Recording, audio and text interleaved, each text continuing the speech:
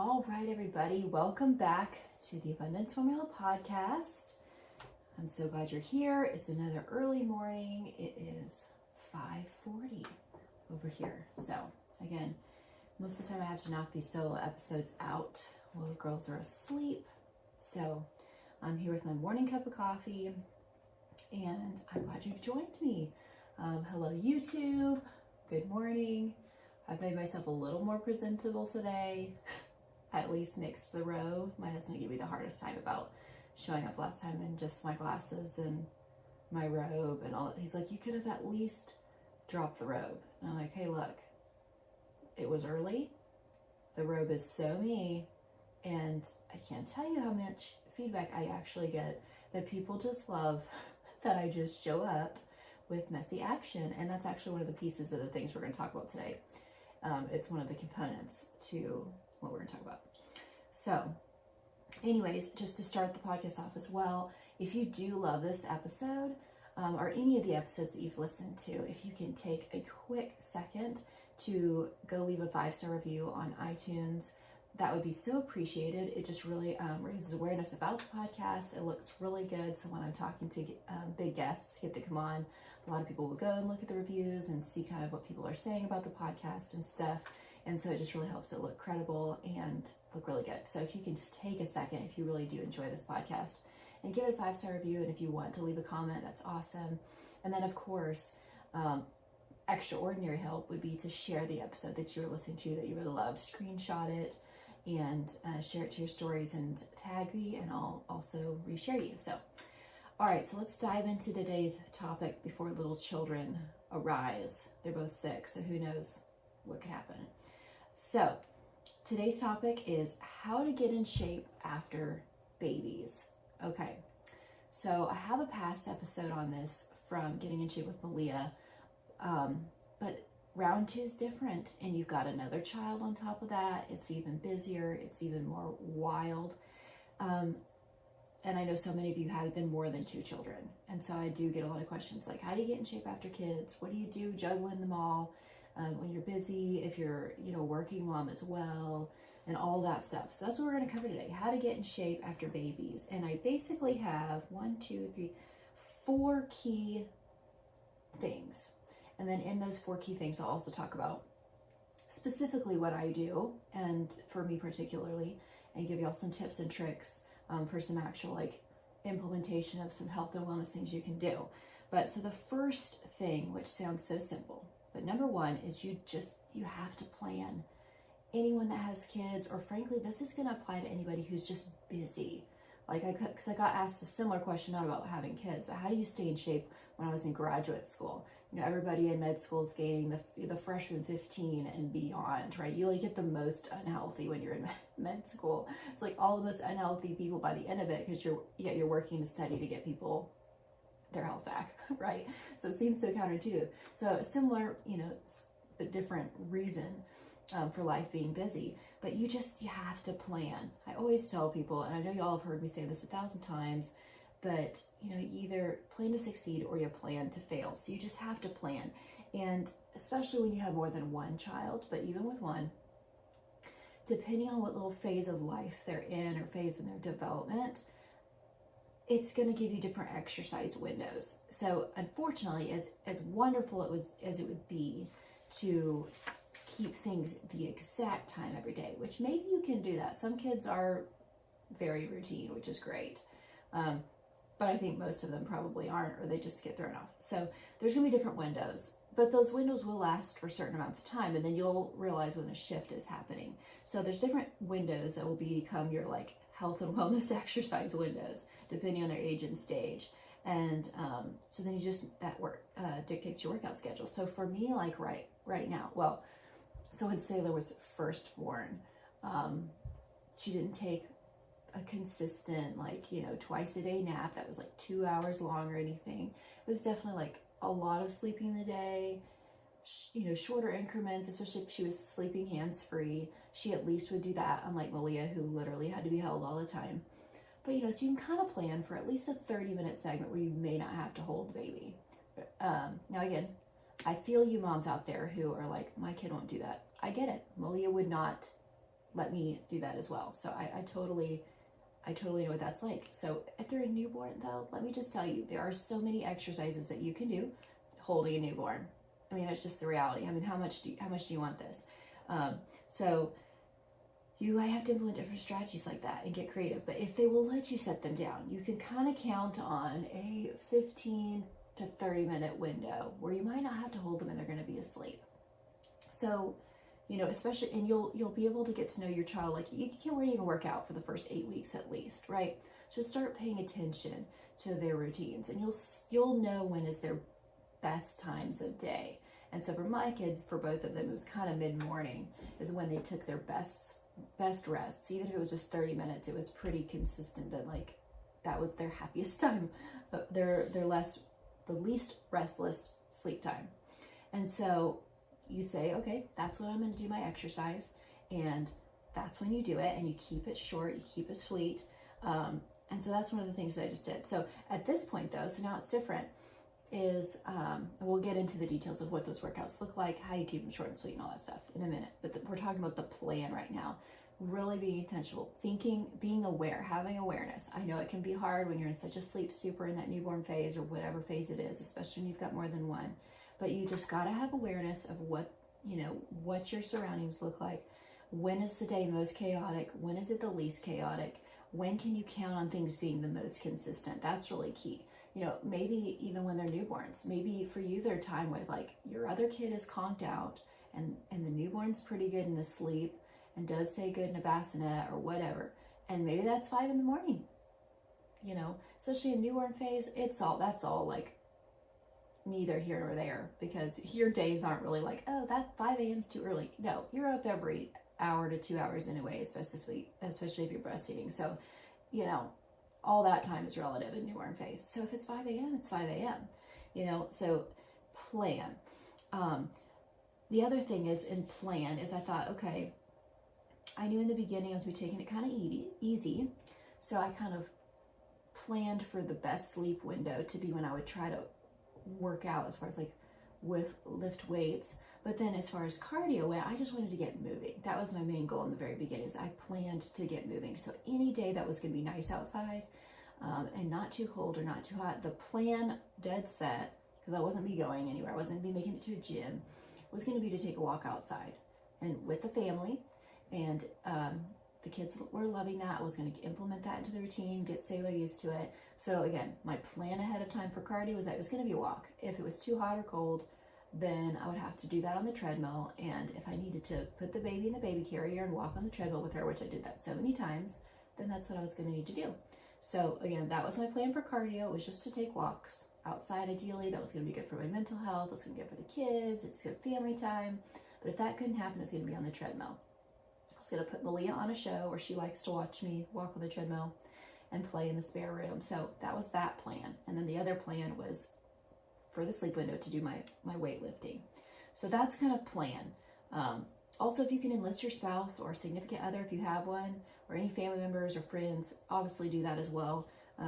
Many of us don't have the luxury of doing that, or it just doesn't work out for the timing. Like the times Kellen would be available to help isn't really when it's going to work out for me. So I have just found a way to fit it in and not have to rely on needing somebody like that. But if you have that and you guys can plan a trade-off, hey, you can get your exercise here, or here's your you time, and can I have my me time? That's a great cycle that I know a lot of people do too. So number 2 is start small. I think this is where so many people accidentally sabotage themselves, is like, I get it. You spent 9 months growing a baby in your belly.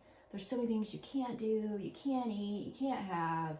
You get really naturally more lethargic, or at least I did, again, which is shocking to a lot of people, because being the fitness chick or whatever, you would think that I just like worked out the whole time. But there's so many people that I know that were pregnant that worked out so much more than I did when I was pregnant. And so, I just wasn't I didn't work out all the time. I did my best, but I just definitely didn't lift as much as usual, definitely obviously not as heavy. And so I just, was feeling very lethargic, like many of you, as we start, the healing process. You just birthed this baby, you're exhausted. So take your time. So, you've got the first 8 weeks to like even get approved. So that's the first thing. I'm like, I waited until I was cleared. Don't start too early. Like, don't push it. Some people are like amped to go at 6 weeks, you know, and I mean, everybody's different, I guess, but you know, give yourself time to heal, like, especially your core. That's how you mess around and actually get these hernias or diastasis recti and these different things. Your stomach's been thinned out. I mean, think about it. It's been stretched, it's thin. Like, really give it time to heal and listen to your body and see how things feel. So like, I was cleared at 6 weeks. I tried a couple things, totally body weight. It just felt too early. So I didn't do anything till like 8 weeks. Then I started again, and it felt a lot better, but I just really had to take it easy. I could tell, especially my core, Sailor sat different. I talked about that in the last podcast. She kind of sat diagonally, and she really had lodged up into my right rib cage, and even still today my right rib cage kind of hurts. It doesn't feel quite right. I don't know what she did to it.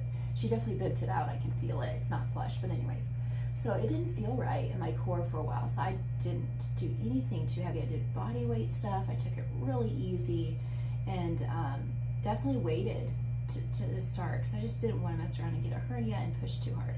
So wait till you're cleared, and then just start with body weight stuff. And again, you're starting in these small windows, most likely, of time that you'll have to work out. So 15 to 30 minutes, you're doing pretty good. And so I just kept it to like do some body weight, lower body exercises, and do anything upper body that was body weight that I could do, or just really lightweight, because a lot of the body weight things I would need to do were going to involve my core, and my core just didn't really feel ready. So I just did really lightweight dumbbells.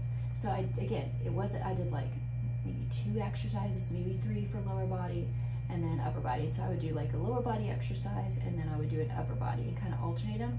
So it kind of made it a total body workout for 15 to 30 minutes. And I like doing that because, again, I was going to start small, so because I've been doing absolutely nothing for a while. And so I wanted to just aim for 1 time a week, weightlifting / body weight, you know, very lightweight. So I was aiming for my plan of the wean-in process, starting small, was to do once a week of some kind of workout, and then as many times a week as I could that fit in the walks outside, which were fun, nice. Our neighborhood in particular is very hilly, so it's not an easy walk, but even if it was an easy walk, that's moving your body. It's more than your body's probably been doing for even that past 8 weeks after having your kid, right? So it's all still so new. So starting small, and then I knew, again, because I already pre-planned the projection, I knew where I wanted to get. So again, in that planning phase, know where your ultimate goal is. Like, that's realistic. That's a lifestyle that you could achieve with kids in their young stages. So for me, I knew it was realistic to work my way up to lifting 3 days a week and doing 3 like intentional cardio sessions a week. Anything else extra was just bonus. Wasn't going to stress about getting anything extra. And really, I'd say on average, I get 2 to 3 solid weightlifting sessions in, and then 2 to 3 intentional cardio sessions, and some clusters of like family walks here and there. So like on top of that. So that's where I knew I wanted to go. But starting out with just 1, don't aim for 5 days a week right out of the gate. But so many people do. Or even if it is 3, they're like, I'm gonna get 3 right out of the gate. And then of course that's so hard to achieve. You've not been doing it, your body's not used to it, you've got all these kids you're juggling, your kids aren't used to it. That's the other thing you have to think about, is this is a new routine for them, everybody's out of whack, there's a new kid involved. It's just too much. And so many times we go too fast. So for weightlifting, I was aiming for once a week, short durations, and then add things in layers. This is one of the things that really helps people. Hang on, I'm gonna take a sip of coffee. Okay, so there's different layers, right, to becoming healthy and fit after your babies, and in general. You've got food, your nutrition. That is number 1, because you can work out all day long, and it's heavy, and it's hardcore, and burn all kinds of calories. But if you are eating tons of calories and unhealthy calories, it's just gonna cancel out. So nutrition's in 1, you gotta eat good. Gotta eat healthy. So nutrition, and then there's weightlifting. So the exercise, working those muscles so you can have shape and tone. There's cardio for heart health, to help kind of be the gas pedal if you need to burn fat. I'd say those are kind of the 3 main components. And of course there's, mental, taking some time If you need some spiritual practice, meditation, whatever it is, so mental. But all these layers, people try to add all the layers in right out of the gate. Trying to get their food in order, they're trying to get the workouts in, they're trying to get the cardio in, and again, it's just too much. I can't say it enough. And it's just, you may do good for a week or two, and then you fall off the bandwagon, and then you feel bad about yourself, and then you feel like you're not doing good enough, and then you try to, go back to drawing board, and it just becomes a stop-start thing. And so I always tell people, I'm like, consistent is the key. Like, it is better for you to, like the compound effect, and we're going to get into that next. But doing something small consistently over a longer duration of time is going to accomplish more than the person who does a ton in 1 week, stops for 2 weeks, does a ton the next week, stops for 2 or 3 weeks, and start. It's just, that's the way it's going to be. So think again, going back to the planning phase, which is the first layer you want to address. And so a lot of people, I recommend start with food, because again, that's something you could start with as soon as you've had your child, okay, is the food part. So then again, especially after kids, you're not trying to calorie restrict, you're not trying to do that, especially if you're breastfeeding. So just aim to eat good quality foods, a lot of colors, right? Stop when you're full. So again, it depends on how far off you've gotten. I tell people to kind of look at like, how far off were you? Were you like eating pretty much good, but may have, some candy here and there, or, just look at where you're at and say, okay, what's one thing this week? If say you drink a bunch of Cokes, like not Diet Cokes, but real Cokes, it's got a lot of sugar in it. So say you drink 1 Coke a day, then maybe try, instead of drinking 1 Coke 7 days a week, try doing it 6 days a week and do that for a week, or maybe even 2. And when you feel like you've got that down, then do it for 5, and then do it for 4. And, and you can play with it. If you could drop 2 a week and have them separated, you can try that, whatever you think that you can truly mentally handle as far as the change to acclimate. And then when you're done with the Cokes and you're like, okay, good, I've had 1 Coke a week, that's awesome, I've got a different substitute that makes me happy. Now look at your food. Okay, do you go to McDonald's 5 times a week? Okay, let's nip it to 3 and try that, or what. So again, you see what I'm saying? You're adding in layers. You don't have to like hit a full-on perfect eating whatever routine right out of the gate. Just look at how you can change simple things. Can I eat from home? Can I make myself a burger from home? That's way better. Like, get my own burger meat, season it myself, get my own buns, and make simple exchanges. But again, don't aim to do that for every meal all of a sudden. If you've not been doing that, just pick how to get a little better each week, and so add in later. So you've got 8 weeks to work on adding the layers of food and getting your food on track, and figure out how, and again, you can figure out how you want to do that. There's a million ways to get in shape nutritionally. There's so many methods. And again, after babies, really the most important thing to think about isn't that you have to be, you're not needing to be calorie restrictive. You're just, if you think about it, like even for your breast milk, say, it's going to be more quality. Like, what is a burger and fries breast milk quality going to be compared to like steak and potatoes breast milk? And how is your body going to feel mentally and physically and emotionally from the sustenance that you attain, from the calories and the nutrients and all that stuff that's available in your burger and fries versus steak and potatoes?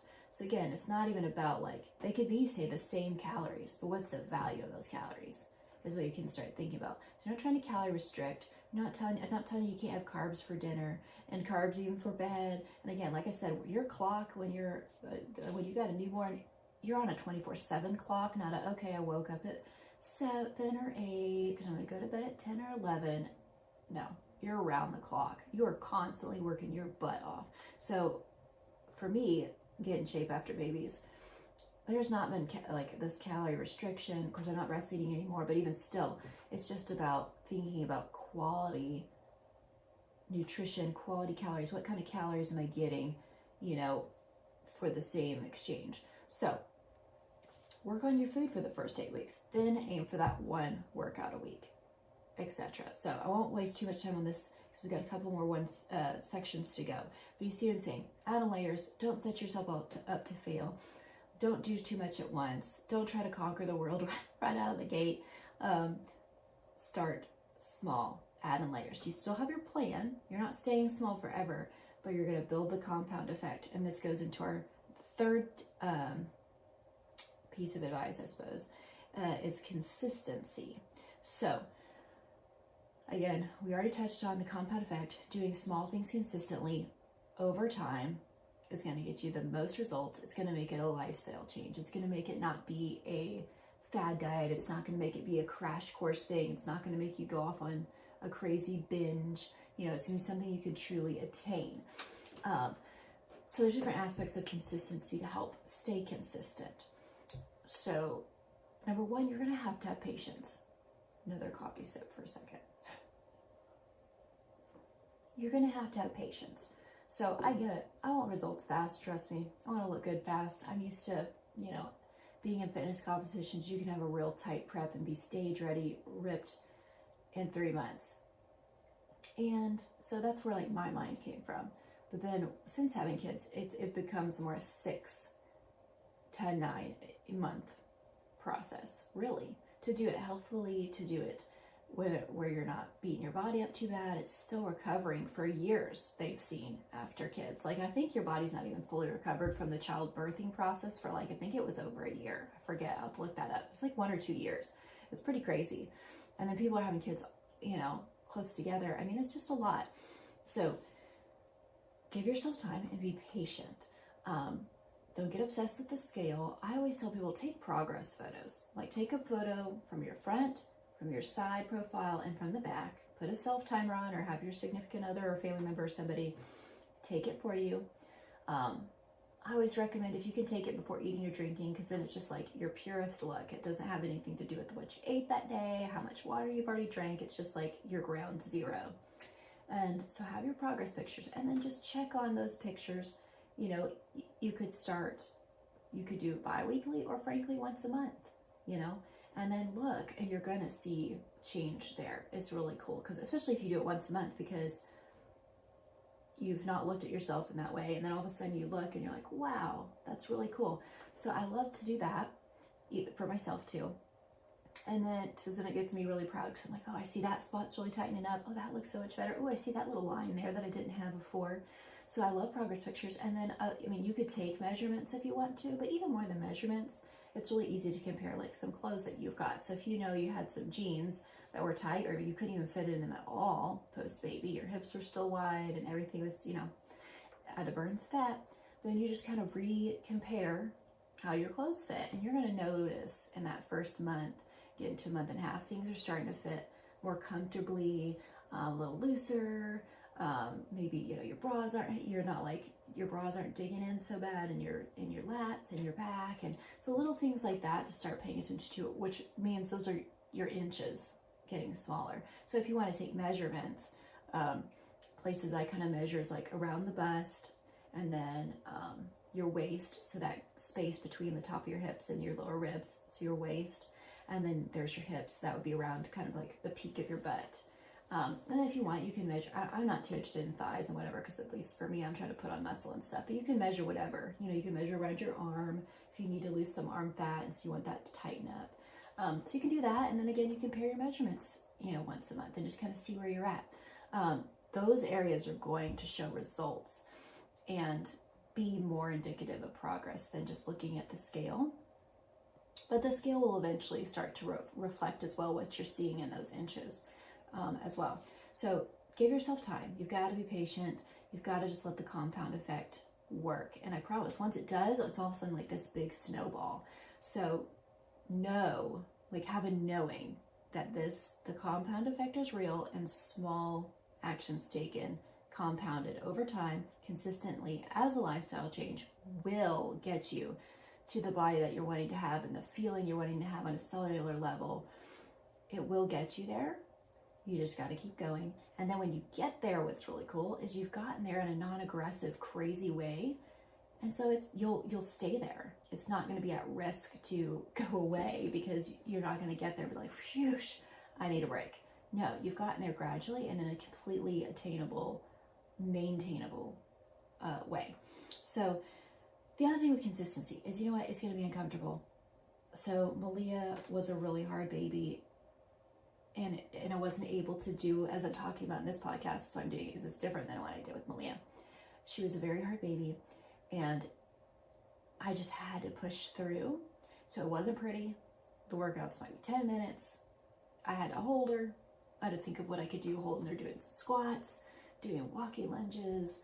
I'd press her up in the air instead of dumbbells, and I'd get, I had to get creative with Malia because she was very hard. She had to be held literally all the time, or she was screaming. Until she started getting some consistent naps, that's just what we had to do. So you have to push through though, because even pushing through in those, just like, I'm thinking, what is this really doing? Lifting Malia up in the air, but it's working, especially if they get bigger, those little babies. I mean, if you think about it, they're probably at least, hopefully maybe 6 pounds and up from there. So you're holding a dumbbell that's 6 pounds or more. But you just have to push through, because for babies and children, they do thrive on whatever routine you can create and whatever is expected. And you're starting to form in them. This is mommy or daddy's lifestyle. This is exercise time. And again, for me personally, because I grew up in a home where there was eating disorder, and I don't phrase this as mommy's trying to lose weight and mommy's trying to burn fat and mommy's trying to fix her butt and mommy's trying to, none of that, because it's about being healthy. Everyone needs to exercise. So when I take the girls for a walk, it's not like we're going to do cardio, like we're going to take a walk. We're going to get our bodies moving. We're going to get outside. We're going to exercise so that we're healthy, is what I say. I'm not like, we're going to go out, here's our burst of calories. You know what I mean? No, especially having little girls, that's not what I'm looking to put in their heads. And in my head, that's how I talk to myself now, is that's not what I'm looking to do. I'm looking to feel really good and be very strong. I want to be a strong mom. And so that was a little bit of a side tangent, but so you're still setting the standard in consistency. Okay, this is when mommy works out. This is when mommy exercises. This is when mommy gets outside. And although Malia hated it at first, it wasn't what she wanted to do with the day. Now, and she's 3.5, she absolutely loves it. So the thing is, it will suck for a while. It's a new routine to them. They don't know what to do. They're like, this is different. I just want to sit down and watch Cocomelon or Crawl or whatever it is. And you're like, no, this is the exercise time. And you incorporate them as much as you can. Once they're sitting up and can play with toys, you sit their butt down and have them play with toys. You put a gate around them, whatever you need to do. And just let them be involved in any way you can. Do your sit-ups beside them and give them kisses on the way or whatever. Incorporate them, because then, although it sucks, you have I'm someone that hates feeling disoriented with too much multitasking going on in my head. I can multitask really good, but I like things to be in order. So if I feel like I'm functioning in chaos in my brain, I don't love it at all. But that is what you have to do in the beginning. It's a bunch of chaos. It's a bunch of crazy, but it will end. It just is for a time. And then there's a light switch that goes off in your kid's brain, and they start to accept that this is the routine, and they look forward to it. And now they're almost going to be thrown off if they don't get it. And so it's really cool when that happens. So even when Malia still wanted held, she knew when workout time was. She got busy doing her stuff. She'd start pretending to work out with me, and it became this whole thing. And now she loves it. She more gets upset if she realizes I woke up early, which I do to do work before she's up. If she thinks I got up early to work out without her, she's very upset. But that's a really cool standard that has been set for her now that mommy does. And then when you've have other kids, so for Sailor, I think she's taken really well to my workout times. Not only because she is a chill baby, but your siblings are looking at the other siblings, and she already sees and knows that Malia accepts this is workout time. Hey, Malia is relaxed and excited about this walk. Let's see what happens. I'm excited to see what happens on this walk. So Sailor already has the precedent set for her of what Malia already knows is the code of behavior. And that's going to lead into our next one in a moment. So stay consistent with it. It may suck hard. And then when they change, as I talked about with the plan and the start small, where you plug this in the day may completely change from where it was before. So now I work out during Sailor's naps, ideally if I can, because Malia likes to work out with me. It's easier. She can self-entertain, whether she watches a movie or plays in the gym. So I'll try to do it in Sailor's napping. for 30 minutes. Both my, like, unless we've done the family walk, if I have to do a cardio, like on the treadmill or something, I try to do it in her 2 nap periods. But if that doesn't work, I'll do it during Malia's. So you kind of have your options in the day, but you have your number 1 option, your second option. But you stay consistent and push through, even if it's not worked out the way you want it to, because it's setting a standard and a routine for your kids that they will eventually accept as their norm. And it's gonna get easier. So just know that it'll be really tough for a little while. It's gonna be a lot of multitasking. You're gonna feel crazy. You're gonna start. It will settle down. I promise you. But you just have to push through with the consistency, and it will pay off so big in the long run. And it's teaching them really great things long term. So the last thing that leads to, as I was talking about with this code of behavior that you're going to create, the last piece of advice is be disciplined. So like I would say the number 1 thing that I get asked is, as far as health and fitness goes, is how do you stay so motivated? How do you do it all? How do you stay so motivated? Well, the answer to that is you don't. You don't. Motivation isn't the key. That's where we kind of misplace the credit for any part of success. We're like, how do you stay motivated? No, it's not about motivation. Motivation's a feeling. In fact, I looked it up specifically. The exact definition of motivation is a desire to act in service of a goal. The desire to act, you guys. That is not something you can count on.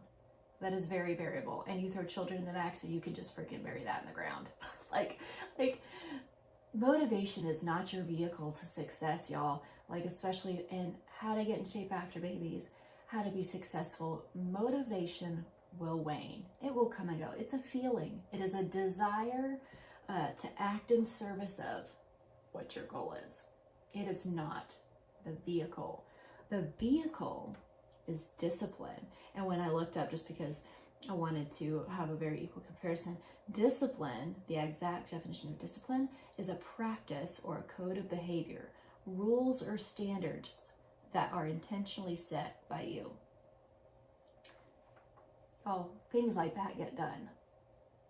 Things like that get done, not by motivation, but by discipline. They get done because it is a practice that you have honed in, right? You've created your plan. You know you're starting small. You know where you're going to build to. You've decided to be consistent, and you're going to push through those things, and you're going to be disciplined to make it a consistent practice for yourself, and it will become a code of behavior in your household.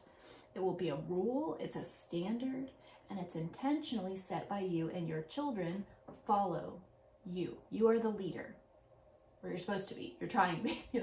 That is the goal. Is you are the leader. They are watching you. They will follow you till a certain age. That's why we have to try to lead our best, because they are watching us. So in the health and fitness area, talking about getting in shape after babies, the standard is set by you. And that's where I did a post not long ago about, one of the top reasons people don't get in shape.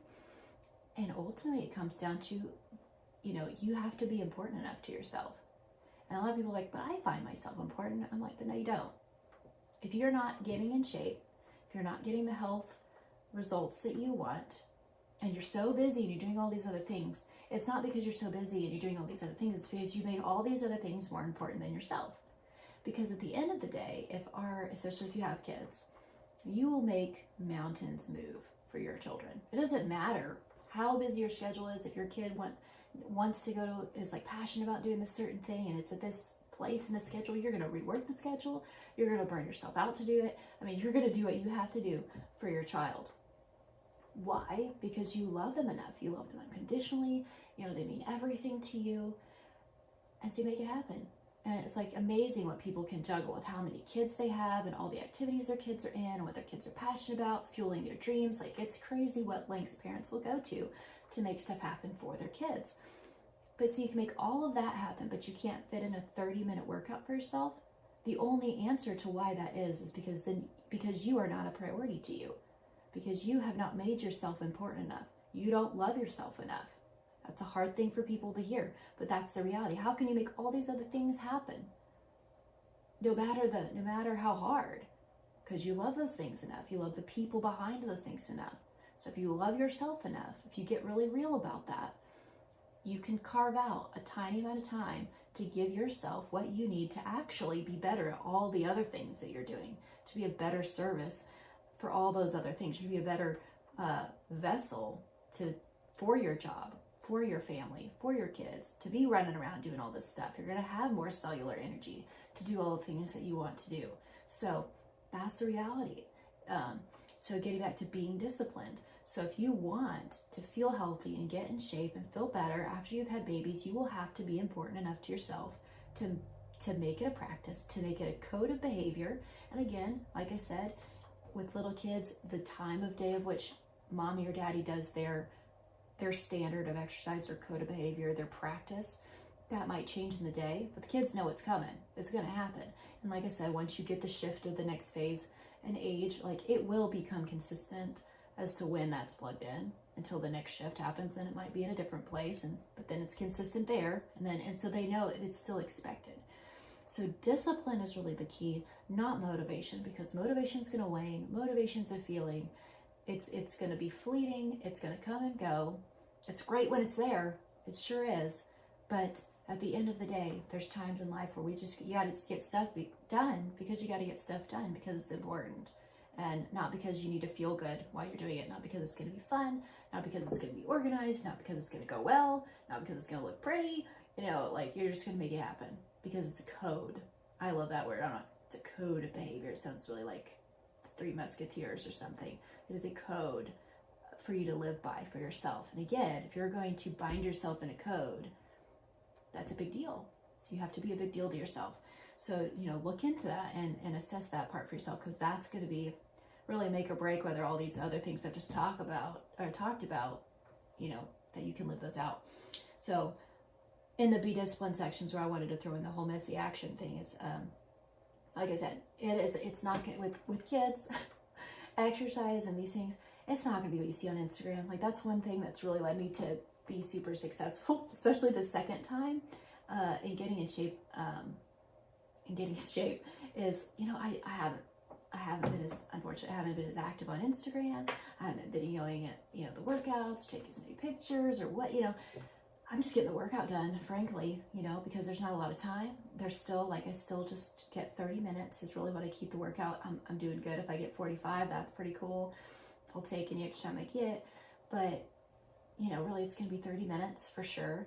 And I can just hone in, get that hard. I'm not wasting time videoing it, not making sure everybody on Instagram, sometimes I do, I try to, but what if I do, I've actually done the workout already. And then I take that boomerang after, or I take that video, that exercise after, right? So I actually do what I need to do first. And then if a child isn't screaming and I have time, then I'll take a few pictures or videos for something that I can share with y'all later. So, Instagram doesn't come first, or taking the pictures or whatever. So looking cute. I would love to look, especially if I am going to have time to take pictures for you guys. It'd be something I could share on Instagram. I don't have time to get cute and get the workout in. For me personally, getting cute isn't high enough on my priority list over the working out part. So I'm just going to work out. I may have my glasses on. I may still even be sometimes I even work out my PJs still, because I just don't even, if I know it's a wily day for the kids, and it might even take 10 minutes of my workout to go get changed and, pick an outfit and whatnot, I'm just gonna work out my pajamas. I'm gonna take my shoes off and work out my pajamas, and then that's it. So again, just take messy action checks the box. Messy action fulfills the code, right? So it doesn't matter how it looks. If you've shown up in your robe and your glasses and no makeup, for your audience, but you showed up and you provided value, that was better than having less time to give value because you had to go get more ready, or whatever. So messy action is huge to fulfill, especially with children, the practices that you want to implement and create. So I hope this was helpful. So in total, how to get in shape after babies, my 4 top pieces of advice would be to plan ahead, to start small, be consistent, and be disciplined. So hopefully the details in each of those was helpful. I will definitely can talk more and in depth. There's a lot on my Instagram of my post-baby fitness. I've got highlights called Post-Baby Fit. I've made like, there's a part 1, part 2, because I guess you run out of tiles. And then I've got meal ideas. So, if you're curious more exactly what I eat, like in the highlights reel that I have of meals, healthy meal options, there's 2 parts. There's tons of meals and how I make them and what they are, and what meal they're for. Like, so I give tons of just ideas and show you exactly what I eat on my Instagram, which is Jeana, spelled Jeana _ Oldham, Oldham, as in Mary. So meal ideas are on there, and then video our walks and things. I have workouts on there too. I need to do more highlights of the workouts. So I've been videoing, like I said, at the end of my workout, like one short snippet of each of the things that I did. I just need to add them into my highlights. Really haven't done that yet, but there are some in the post baby fit section. I show you some of the extras. In fact, the very first one of the highlight is me doing my very first workout with Sailor, and I'm holding her doing curtsy lunges, holding her. So like, you can get just ideas from that if you want, but constantly in my stories or whatever, I'm usually just sharing with you my day and what it looks like, and fitting fitness into that day and what that looks like. So if you need ideas from there, and of course feel free to message me, because when people message me and I get enough messages about the similar topic, then that can become another podcast episode. I'm like, okay, people want to hear a little more in depth about this, so then I'll do something a little more in depth about that. So if you have further questions from this, shoot me a message, and then I can either just direct message you, or again, if enough people are asking the same thing, then I will make it a whole nother podcast episode for you guys. So hope this was helpful. Again, if you enjoyed it or any of the other podcast episodes, please go leave a 5-star review, and please screenshot this episode and share it in your stories, and I would love to re-shout you out. Thank you all so much for being here. Love y'all, and catch you on the next one.